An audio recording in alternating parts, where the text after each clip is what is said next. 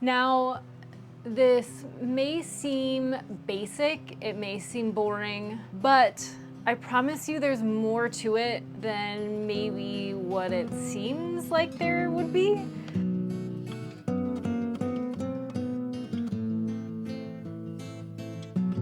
Hello everyone, thank you so much for joining me today. So, as it says in the title, today we're going to be talking all about brushes. When you're starting, you see these artists with different brushes, but you have no idea why they're using them or when they're using them. I think across the board, it's one of the most unexplained things about artwork.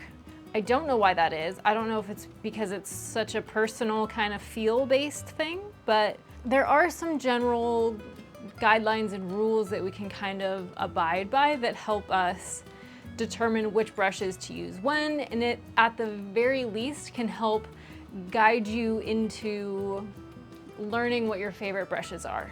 So without further ado, let's hop into it. Hog bristle, synthetic. First and foremost, what's the difference? Let's talk about hog bristle first and some of the general applications of why you would use one of these. It's a very stiff, coarse brush.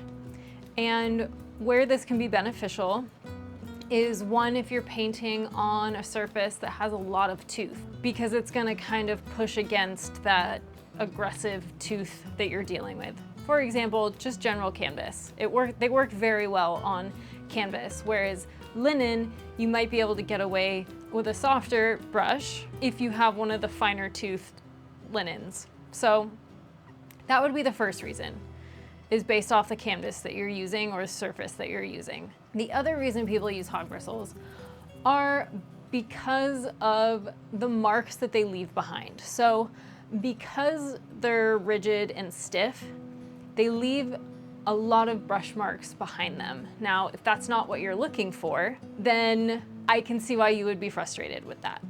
However, there are many artists out there who want you to see the brush marks, brush strokes, or they use it in the sense of layering. So if they're trying to define, say, like a mountain or plains on the face, and you do this in some of the underlayers, you'll retain those brush marks in the direction and in the form that you had put it on. So in that sense, you can kind of use it for your benefit to layer on top of and use it to create extra shape and dimension. And the other thing that I've heard is that hog bristles are great for highlights. So whereas in shadows, you want to keep things pretty smooth, highlights, you can put chunky, expressive paint down. And that's very easy to do when you have a hog bristle brush.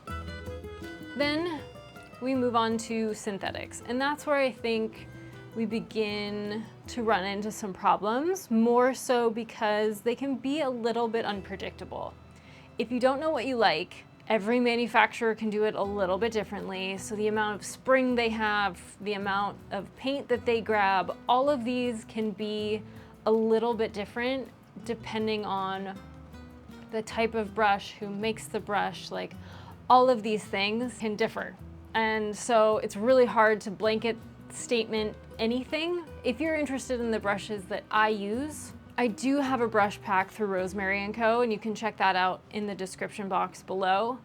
However, just because I like these brushes, honestly, doesn't mean that you're gonna like them either, but I have put together a list of my favorite ones if you're interested. So synthetics can be difficult, unpredictable, so it's really hard to give you any like hard, fast rules as far as like which one you're gonna like, because it is so personal. All of this honestly is pretty personal, but we'll talk about that later. With synthetics, the things that you want to look at is how much spring they have, how soft they are, how much paint they hold, and you really don't get to fine tune this unless you're just trying them and trying a few different kinds and really analyzing what brushes you like that you have, what you don't like, because ultimately I only found my favorites by buying many that I wasn't that fond of. until I realized what kind of feel I liked. So where would we potentially use these in our paintings? These are very good at keeping things softer. So one, if you're working on a soft surface like wood, gesso board, a smooth linen, anything like that, you're gonna get by really well with these. It's gonna actually like adhere a little bit better to the surface because it's soft on soft. It's not just like, you can get away with using hog bristle brushes. I don't wanna make it anything sound matter of fact, but I think paint tends to stick a little bit better if you're using smooth on smooth.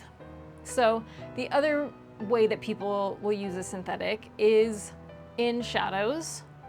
And because we want to keep those shadows soft and smooth and the highlights chunky, these are really great at putting in shadows and creating soft edges and blending and not leaving brush marks behind unless you're so intentionally doing so. But for the most part, these are really good about blending, so you don't really see your brush marks as much. So as I promised, brushes are ultimately so personal, and maybe that's why there aren't that many videos explaining them very well, because it really does just come down to personal feel. For example, Mark Maggiore is an artist that I look up to and many other people look up to, and I found out that he used Rosemary Co, their evergreen line. So of course I was like, well, let's try it out. So I bought some evergreens. Honestly, do not like them. They are way too springy of a synthetic for me, but that's so a personal preference. And obviously Mark makes it work for him so phenomenally well. I can never take that away from him. But the way that I just instinctually put paint down, me and the evergreens don't get along. Now, the ones that I do love are the Eclipse line of the Rosemary Co synthetics. So I like them because they are softer, they do hold paint, but they're really good at putting paint down. It's this one. And they mimic, I think they're meant to mimic badger hair. Anyways, the Eclipse, those are probably one of my favorites and most used brushes. But as I was saying, it's so personal, and ultimately it does come down to a certain amount of experimenting and just being willing to invest in brushes until you find kind of your magical ones. They can also be cheap because, as it was brought to my attention, one of my most used brushes, and the one that you probably see the most on this channel, is this little red one. So, perfect example. This is a hand-me-down brush from my grandparents. I have no idea how old it is. I have no idea where it's from. There's no name on it. I have no idea what like official size it is. Yeah, it's just old. And it has the little kink in it. This is the one that I use for a lot of detail. I'm sure it was so cheap, and I love it. I use it every day. I'm so comfortable with it. It does a great job of putting paint down. But the reason I picked this originally was just because it was a brush that I could beat up. It was cheap, free for me. And so I didn't feel bad that if I beat it up at any point in time, and I just haven't stopped using it since. Not all brushes need to be expensive either. You can experiment with cheap ones, though eventually investing in some really good brushes that match you perfectly is great and definitely the goal. But you know, it honestly just takes time learning what feels right to you and how you individually like to put paint down, and what brushes kind of help you achieve, will work with you on that and then help achieve the look that you're going for. But hopefully that brief introduction to hog bristle versus synthetic can kind of clear up some hopeful confusion in the realm of it. One is very coarse. It's used for coarse things on coarse surfaces to put chunky paint down, to leave marks behind. One is smoother, softer, blendier, be used for shadows. And again, same thing, like you can start with synthetics to put your base layer down so it's smooth, and then use hog bristles to put your kind of fine details down. There's so many different ways that you can approach it. And there are paintings that I have started and the first layers were done with hog bristle. Then in fine detail, I went to a softer brush and just kind of added stuff on top.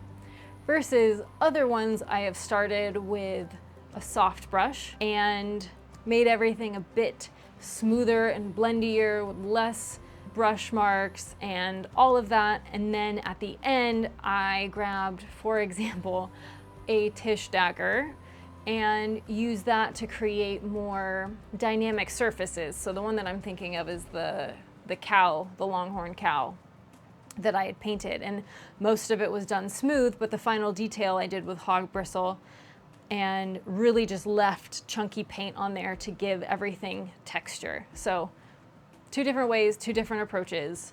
And I don't want to, bore you with those because we do have to talk about shapes a little bit. This is another one. I don't really see that many people talking about it and it kind of baffles me, but I grabbed some brushes. We're going to talk about them in no real particular order, just kind of as I grab them. So the first one we have is a flat. It's a square type that's also flat. These, I think they're great when you need to cover a lot of surface, but also they can be quite good when it comes to the flatness of it allows you to get a great edge, but it also can be a little bit more challenging to get a curve. With that, you can kind of play an experiment and have some fun challenges that you run into. You'll get great straight edges, but it is fun to kind of use it for curves as well. I've found that these are really great for that because you can get kind of detailed by turning it and using the tip, but it really doesn't allow you to get that detailed, which is great if that's what you're trying to work on. To me, they're also great at softening edges and putting in halftones because they'll kind of equally pull from 2 sides. So if you're like blending by mushing stuff into each other, these can be really good for that. The alternative, say, is like a round. This is a small one because it's my detail one. Rounds are great. They're incredibly versatile. I think they are, for obvious reasons, the best to do detail with because of the point. So you can put little dots, little lines, like you can just make very fine-tuned marks with a round because of its point. Even if it was bigger than this, you still have a point that you can utilize. And if you push into it, you can get different widths to your paint that's left behind. I think that flat and then rounds are probably my most used. Rounds are definitely my most used for details, but I will definitely use it in early stages too, especially with horses because it is round. For me, it's very good at getting curved lines, which is very true to most things in nature and definitely in horses in order to capture their musculature. It's all quite round. And so to me, this is very good at attaining those like round shapes and good amount of detail. Quick shout out. So this is called a Monday mop. It's from Rosemary Co. These are really great at blending. That is exactly what they're made for. And you just like lightly put them on the surface and they're meant to they're a blender essentially, and love them. I think their use is pretty self-explanatory that you use them for blending edges, softening any paint or brush marks that you want to soften, that sort of thing. Fans. These are interesting.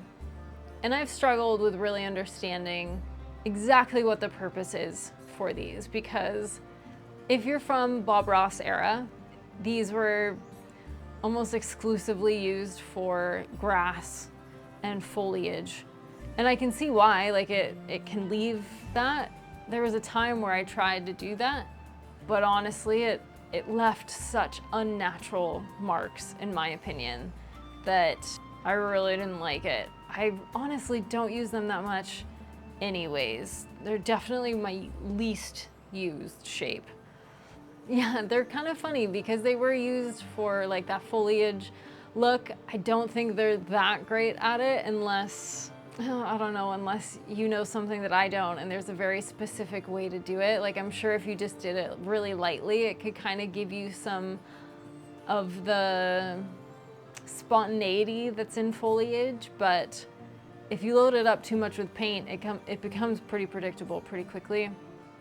I don't know, but I could see that still being a use. I don't know that I paint that much foliage anyways, but if I do, I use a different brush. So the other way that I've seen these used a lot is also as blenders. I have seen people use them in initial layers to blend edges and soften things. This one's a synthetic, quite soft, so it would actually be very good at that, where it just kind of, because of its width and the shape of it alone, I could see it blending in a very kind of natural and spontaneous way. So I have seen people use that for that. There's about two more that I think are really common that people kind of come down to. So this is what you would call a dagger. This one is a Tisch dagger. Specifically, I make that note because the Tisch dagger has a bit more of an intense angle to the dagger, and I like them for that. It's exaggerated, and I like them for that because what the dagger is really good at is, one, covering surface, because you know you can turn it that way, cover surface. You can get a straight edge by using that, and so it's quite good at that. You can also get a little bit of the effect of a round because you have that point. So it's a very, very versatile brush. If you're kind of tackling a bunch of different things in your painting, or you just like using them, they're great. They're so great, and I do love the Tisch dagger immensely. They're great. I don't know how many times I can say that. But you can get the point, you can get a straight edge, you can push down and cover a lot of surface area, and so those are just some practical uses for that. Lastly, we have filberts, and they are known because of that round shape at the top, the curved edge. This is actually the Rosemary Co Evergreen. This is the one that Mark uses that I am not super fond of. Filberts are great in contrast to the flats that we saw, which has the straight edge. These are good for the opposite reason because they have the round edge. So they're really great at getting soft, round, curved edges. In that sense, a lot of people love to use them when they're covering large amounts of surface area. If they have a very naturalistic subject where they don't really want any harsh lines, filberts can be really great at that. I know a lot of people that almost exclusively use filberts. It's not actually my favorite shape. And I don't know why, other than the fact that it just comes down to feel. At the very end, I will share with you some of my favorites, but that would be how most people would use them, is curved edges, large surface area, covering, you know, the whole kit and caboodle. Now, there are many different types of brushes out there.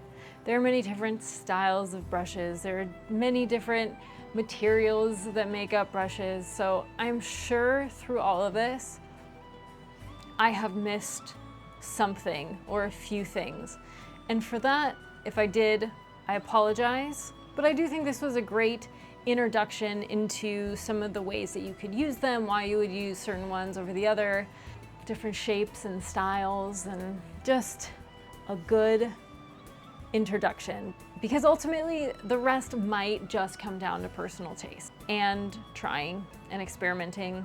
I have a few brush shapes and styles that are my favorite. Again, I have the brush list linked below. It's really easy for me to pick my favorites because once I find ones that I like, I don't know that I deviate all that much unless I have to and they are destroyed and then I try something else. But I do have a few hog bristles like that.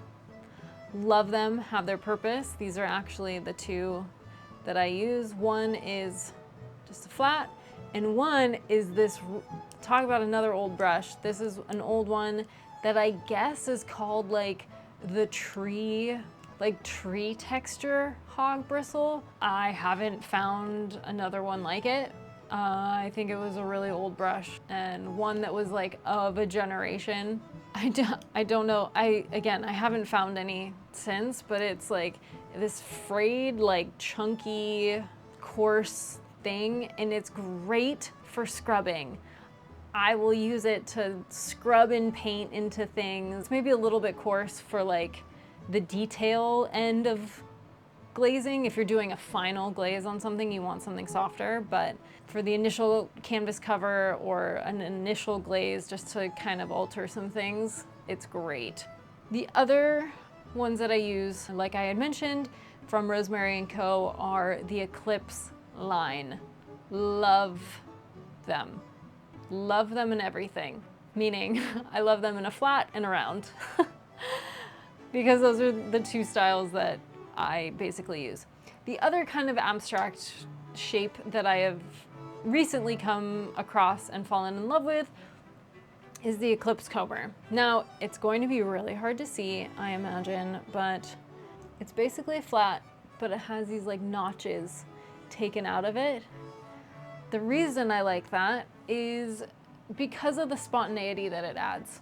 I think one of the things that humans have a really hard time with, we're very pattern-oriented creatures. Whereas in nature, things, if it falls into a pattern, it starts to look unrealistic very quickly. And so for me, that comber is great at just adding spontaneity to my brush strokes. It'll like create an extra line here.